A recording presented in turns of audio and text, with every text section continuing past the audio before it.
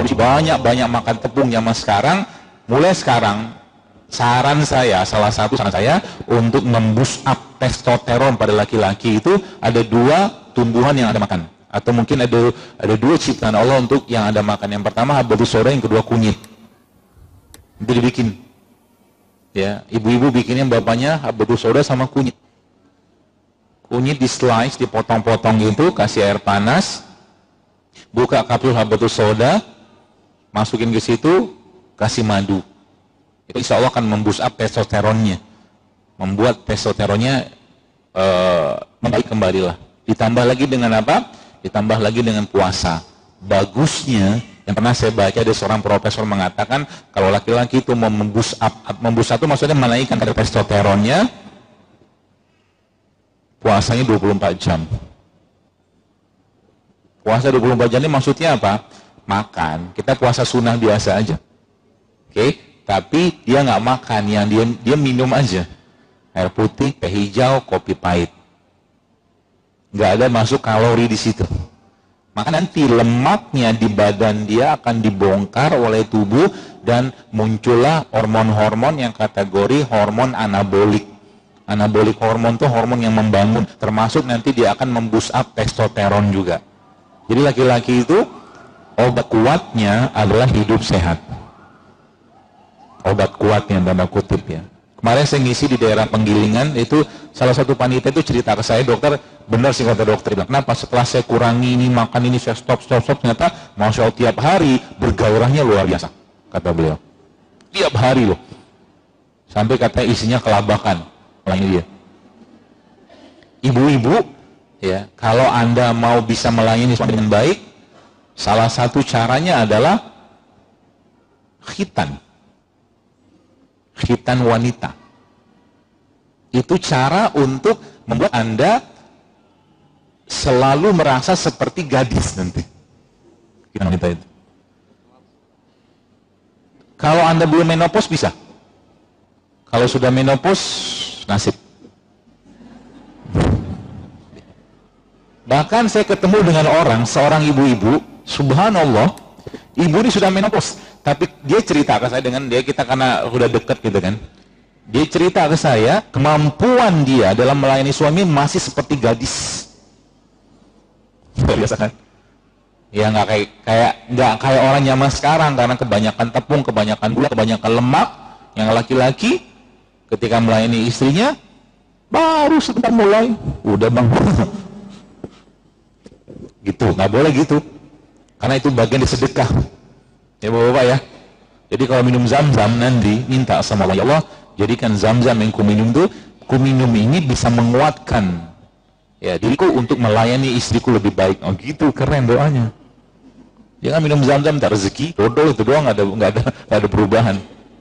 Ulama-ulama jadul kalau minum zam-zam, mereka mintanya, salah satu ulama, saya lupa namanya siapa, dia katakan kalau dia minum zam dan dia minta sama Allah, semoga dengan zam-zam yang kuminum ini, dia bilang, engkau menghilangkan dahagaku di padang mahsyar. Jauh banget ke depan mintanya.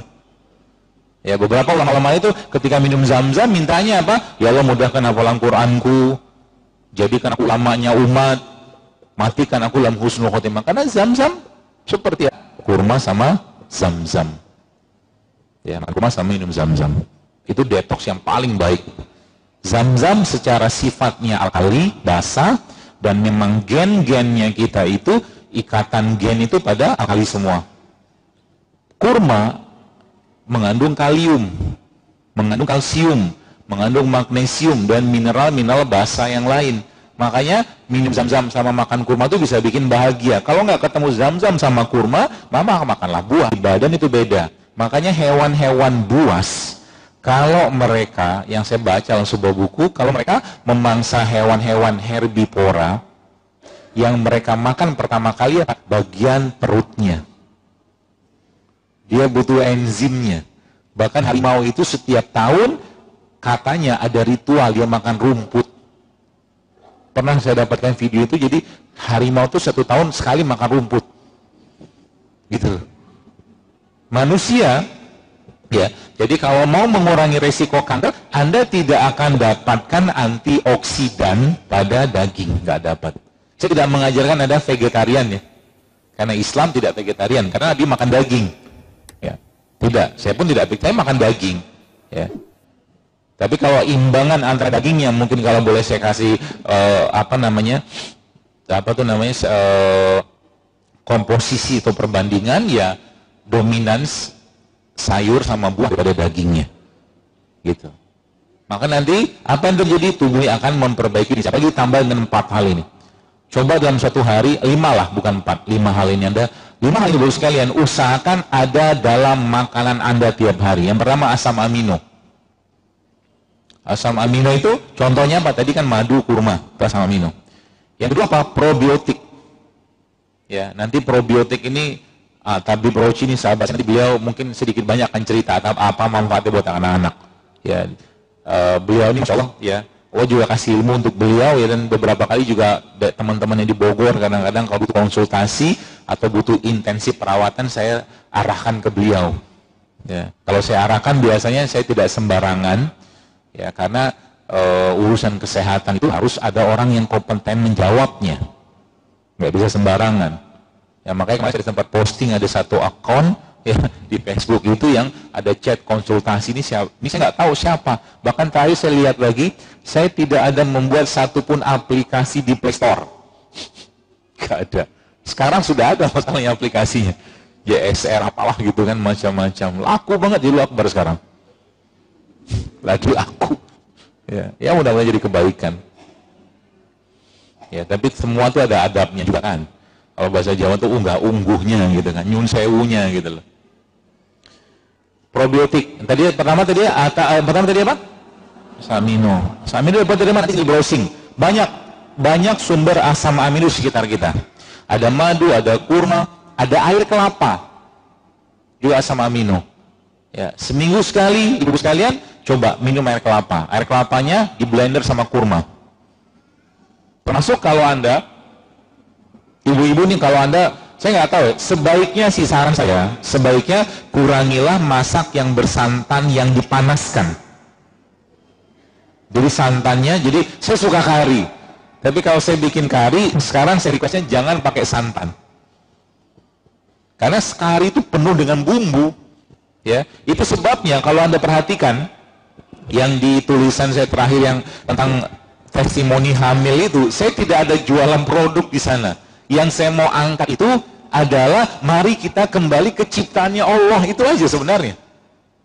Jadi ini mereka apa? Detox rahim. Kadang saya juga lupa detox rahim itu apa. Oh, banyak banget postingan. Ada kayu manis, ada apa lagi, ketumbar, macam-macam, nanti tinggal dibaca. Rata-rata mereka minum, sebagian besar mengandung apa? Kunyit. Ya. Jadi rata-rata ketika mereka menyetop makan-makanan yang nggak sehat, mulai kembali sama Allah dalam bentuk ibadah, tahajud, puasa, bekam, Allah kasih dulu dengan mudah. Ada yang 7 tahun, 10, kemarin pernah ketemu 20 tahun coba. Bahkan waktu saya kemarin sempat haji itu, subhanallah, ada seorang yang datang ke saya, coba cerita, itu dokternya bilang, dia nggak bisa hamil, kata dokternya. Dokter di Jordan. Terus qadarullah akhirnya beliau sempat lihat akun saya Instagram gitu kan, mulai dipraktekkan segala macam, akhirnya praktek kayak begitu akhirnya lupa sama penyakitnya. Orangnya jadi happy kan, bahagia, syukur segala, kamu kasih aja, akhirnya Allah kasih karena hatinya sudah tenang. Gimana mau dikasih? PCO itu sel ovumnya nggak matang, mau matang kayak gimana, atau mau dibuahin kayak mana sama sperma kalau sel ovumnya nggak matang. Kenapa nggak matang? Karena cemas, karena stres. Wanita-wanita zaman sekarang, anak perempuan zaman, terutama anak perempuan, coba lihat.